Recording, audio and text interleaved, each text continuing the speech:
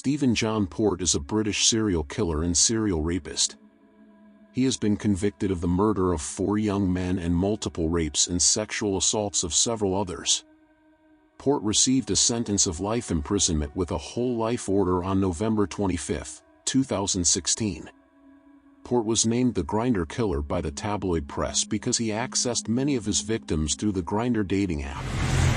Much of the media coverage of the story and the subsequent popular interest in the case focused upon this new way that killers and sexual predators could access their victims.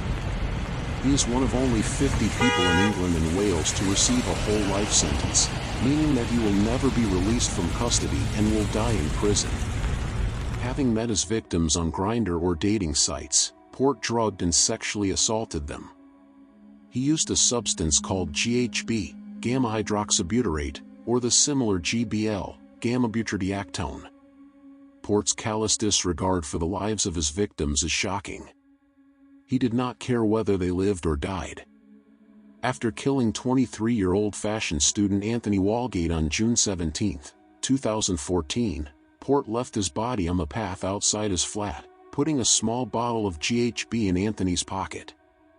He lied to the police and said Anthony had taken the GHB himself and he'd moved his body outside because he was scared they would think he had killed him. Port received a short prison sentence for perverting the course of justice. Just over 2 months later, Gabriel Kovari, who worked in a London shop, was murdered by Port. Kovari was Port's flatmate of only 2 days. On August 25, Port administered a fatal dose of GHB and assaulted Gabriel. Port told friends that Gabriel had just walked out one day and he didn't know where he had gone. On August 28, Gabriel's body was found propped up against a wall of the churchyard in the ruins of Barking Abbey, close to Port's home. Gabriel had a bottle of GHB in his pocket. His phone was missing. A dog walker discovered his body. A few weeks later, 23-year-old chef Daniel Whitworth was Port's next victim. Port and Daniel had agreed to meet on September 18. Having killed Daniel, the following day, Port deleted his account on the dating site and carried his body to the grounds of Barking Abbey, leaving him close to where Gabriel had been left.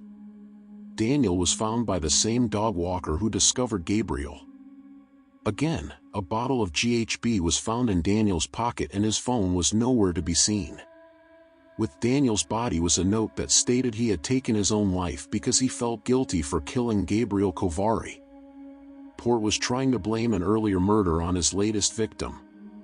It was not until October that the Metropolitan Police's Homicide and Major Crime Command took over the case and arrested Port in relation to all 4 deaths. At the mention of homosexuality, the police lost interest. Nilsson would go on to murder several other young men. Port is one of several serial killers to have targeted gay men. Unfortunately, in the cases noted above, the criminal justice system provides us with several examples of homophobia at its worst. If you like my video, please subscribe to my channel. Thank you.